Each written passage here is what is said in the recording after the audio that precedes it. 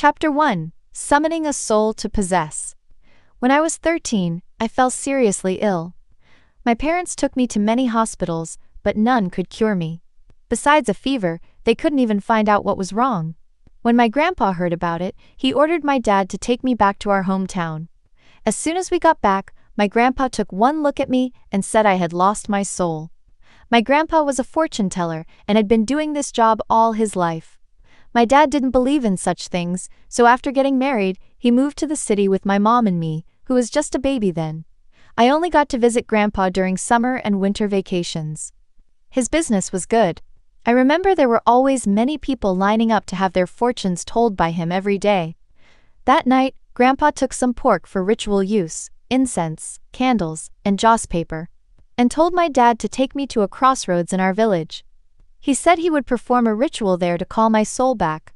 According to local belief, when a person loses their soul, the soul waits at a crossroads for its owner to call. All crossroads are connected, so no matter which one the ritual is held at, the lost soul can hear it. It was already past 11 p.m. when we arrived at the crossroads. Grandpa lit the candles, burned 4 sticks of incense, and placed them at the crossroads, then started the soul-summoning ritual for me. I don't remember the process of the ritual. All I remember is that Grandpa tied inked strings around my neck, wrists, and ankles. That night was strange. It was originally a clear night with a bright moon and scattered stars, but just as the ritual was about to end, there was thunder and lightning, followed by a heavy downpour. The day after the ritual, my illness was gone, but I couldn't remember anything from before I was 13. I didn't even recognize my parents or Grandpa. If they hadn't told me, I wouldn't have known they were my close relatives. After I recovered, Grandpa wanted to keep me by his side. My parents refused, and we had a big argument. Finally, Grandpa said that the soul summoned that night wasn't mine, but someone else's. If they wanted me to live, they had to listen to him. After that, my parents left me with Grandpa.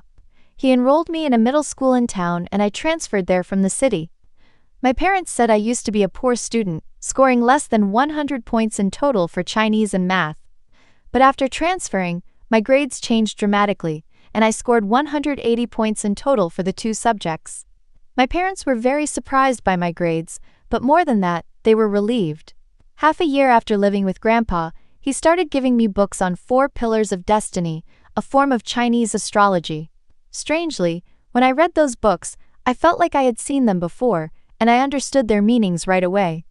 After finishing the 4 pillars books, Grandpa had me read The 5 Secrets of Geomancy, a book about feng shui.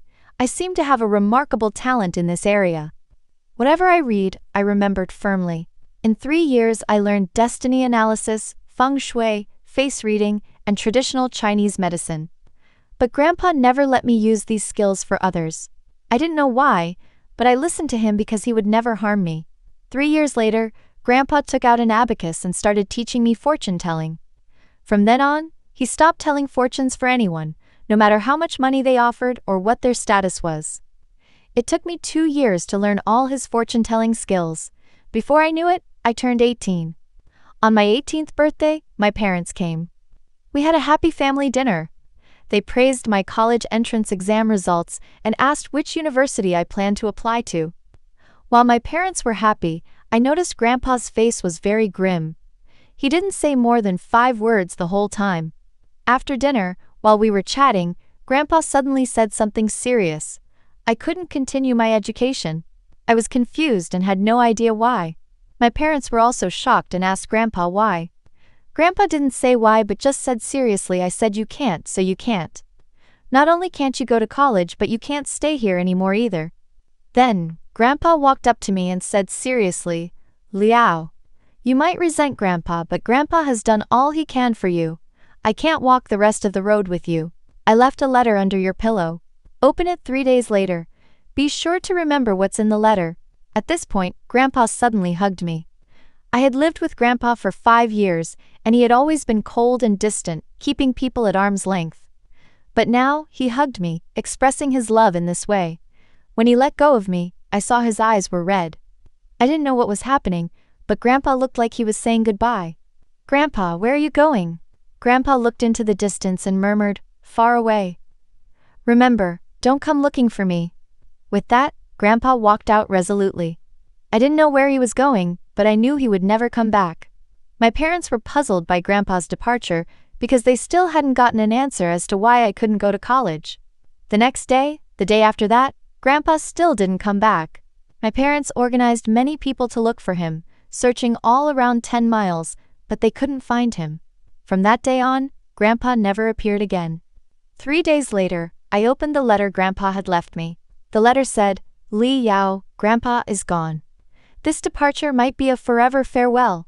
Child, Grandpa is sorry for you. If it weren't for that soul-summoning ritual 5 years ago, we might never have met, and we wouldn't have been grandfather and grandson for 5 years. Do you remember that you always asked me about your past? I didn't tell you, not because I didn't want to, but because I didn't know. Maybe it was fate that brought you to my grandson Li Yao's body. All these years I have always treated you as my own grandson. I tried my best to understand your fate, but my abilities are limited, and I can't figure it out after all.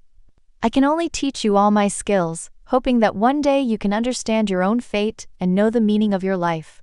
You are gifted, and I believe you can definitely figure it all out. Child, next, Grandpa has 3 things to tell you. First, leave the village and go south. Keep going. Only when you meet a woman in black who talks to you can you settle down there. Second, the skills I taught you can be used to make a living, but you can only use them after meeting a woman with the surname Huang. Third, remember, never tell a fortune for someone with the surname Ma. After reading Grandpa's letter, my heart was full of mixed feelings. Tears couldn't help but flow down my cheeks. I knew Grandpa died for me, for that soul-summoning ritual 5 years ago. All this is my fault. The next day, after packing my things, I set off.